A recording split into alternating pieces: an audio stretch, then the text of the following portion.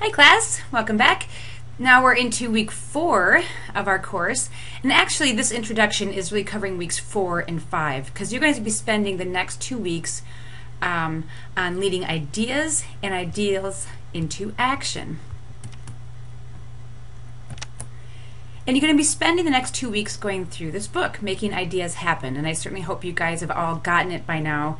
It's one of the only 2 required books for this course. And I think it's highly valuable. It's one of those books that I got long ago thinking it was going to be great, and I didn't really follow it very well. But then I went back and I discovered it is an extremely valuable tool for creative people, and in particular for leaders of creative people. And of course, that's exactly what we're working on in this course. And I think what you'll find, at least for some of you, is that this may be some of the most useful material you get out of the course in terms of practical application. In this book, as you'll soon discover, the author, Scott Belsky, will go through really practical tools for helping people who are very creative face their the kind of challenges that they always face with turning their creativity into actual practical applications. In other words, making ideas happen.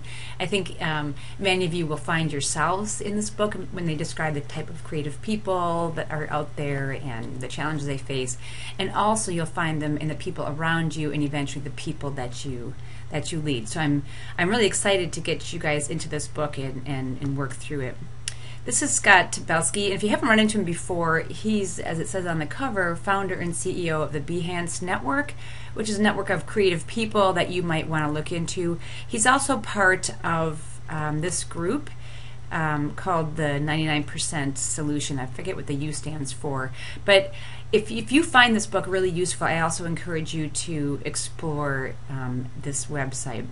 So what we're going to do is take about the first half of the book in week 4 and go through the second half of the book in week 5.